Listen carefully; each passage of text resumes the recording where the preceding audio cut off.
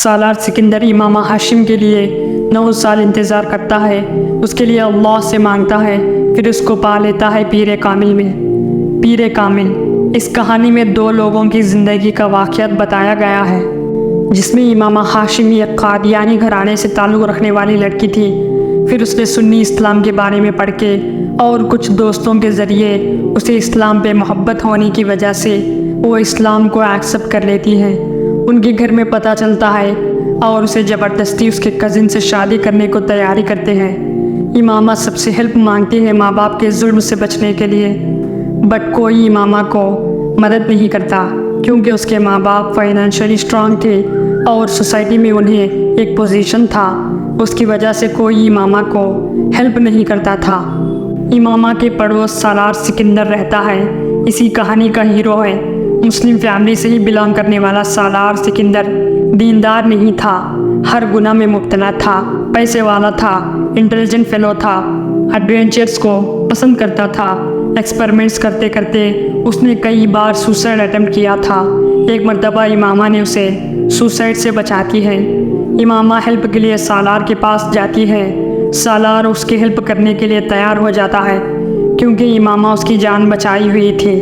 امامہ سالار سے ایک temporary contract based شادی کے لیے پوچھتی ہے۔ سالار کو ایڈونچرز پسند تھے، یہ سفر بھی ایڈونچر رہے گا کر کے امامہ کو گھر والوں سے بچانے کے لیے ایکسیپٹ کرتا ہے۔ دونوں کی شادی ہو جاتی ہے۔ امامہ کی فرینڈ ان دونوں کو رہنے گھر دیتی ہے تاکہ امامہ کے پیرنٹس سے وہ دور زندگی گزارے۔ دونوں کا راستہ ہی الگ تھا، دونوں کے ایکٹیویٹیز میں بہت ہی فرق تھا، ایک دوسرے کی نہیں بنتی تھی۔ کچھ مہینے بعد امامہ سالار سے ڈائیورس لینے کے لیے کہتی ہے۔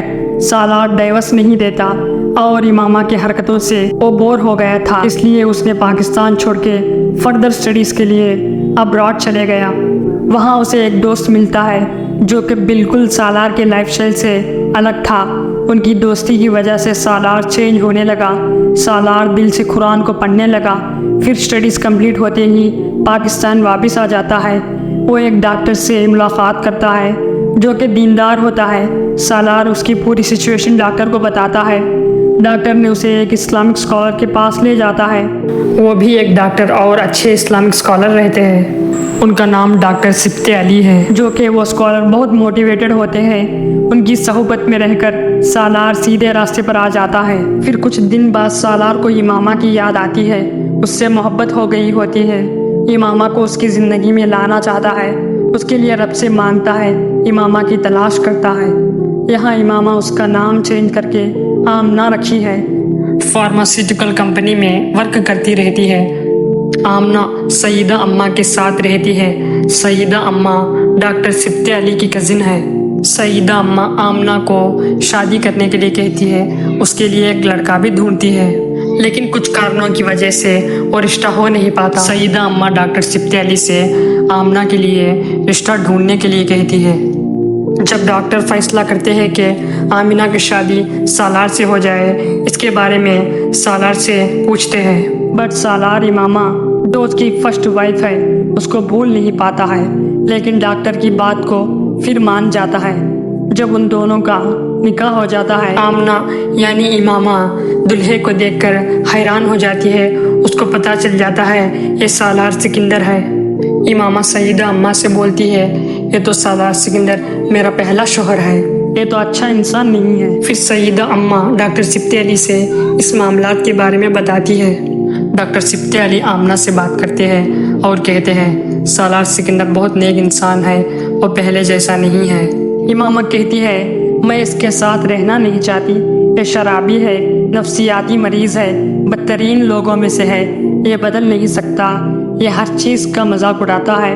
میں تو اللہ سے بہت محبت کرتی ہوں، میں اللہ سے صرف صالح آدمی کو مانگا، اللہ مجھے کیوں نہیں دیا۔ ڈاکٹر آمنہ کو بتاتے ہیں، میں سالار کی پاسٹ لائف نہیں جانتا، لیکن سالار بدل چکا ہے، سالار نیک صالح انسان ہے۔ پھر بھی آمنہ یقین نہیں کر پاتی، ڈاکٹر سے کہتی ہے، آپ کے بہت احسانات ہیں مجھ پہ، اگر آپ کہہ دے تو میں زندگی گزار لوں گی کسی بھی طرح اس شخص سے، کر کے رونے لگتی ہے۔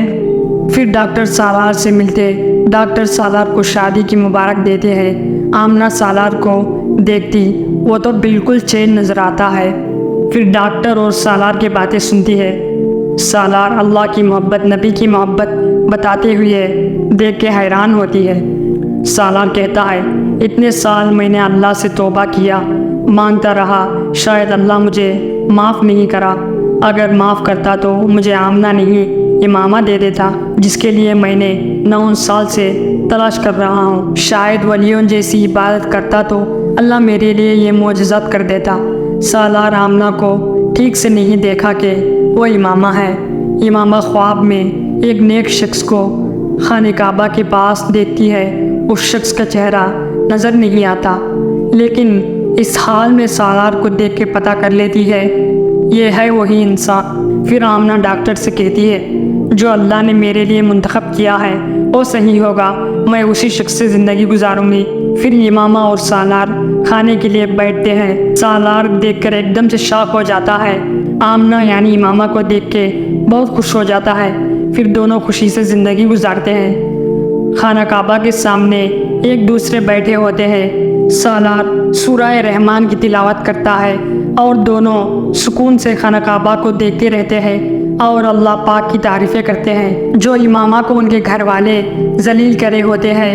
وہ آج یاد کرتے ہوئے امامہ کہتی ہے دیکھو میرے اللہ اور میرے رسول نے میری حفاظت کیسے کی ہے، اور امامہ گواہی دیتی ہے اللہ کے رسول صلی اللہ علیہ وسلم اللہ کے آخری نبی ہے، آپ کے بعد کوئی نبی نہیں ہے اور نہ ہی آئے گا۔ نبی پاک صلی اللہ علیہ وسلم کی تعریفیں کرتی ہے کیونکہ ماضی میں وہ قادیانی ہونے کی وجہ سے نبی پاک صلی اللہ علیہ وسلم کے بارے میں وہ صحیح سے نہیں جانی ہوتی ہے۔ جب مسلمان بن گئی، نیک بن گئی، نبی کی عاشق بن گئی، سالار امامہ کے لیے 9 سال انتظار کرتا ہے، لیکن دونوں بھی خدا کی محبت میں تھے، اپنی زندگیوں کو صحیح راستے پہ لانے کے لیے کوشش کرتے، عبادتوں میں مصروف تھے، رب تعالیٰ کے حکموں کو ادا کرتے تھے۔ ان کی پاسٹ لائف میں دونوں الگ تھے، ایک دوسرے کے مخالف، پھر دونوں دین کی طرف آئے، دیندار بن گئے، ایک ہی سوچ رکھنے والے بن گئے۔ سالار بدترین گنہگار سے حافظ قرآن بن جاتا ہے۔ ایک کہانی اچھی مثال ہے، جو لوگ اللہ پہ یقین رکھتے ہیں، اللہ سے مانگتے ہیں، جو بھی ناممکن ہوتا ہے وہ ان کے لیے ممکن ہو جاتا ہے۔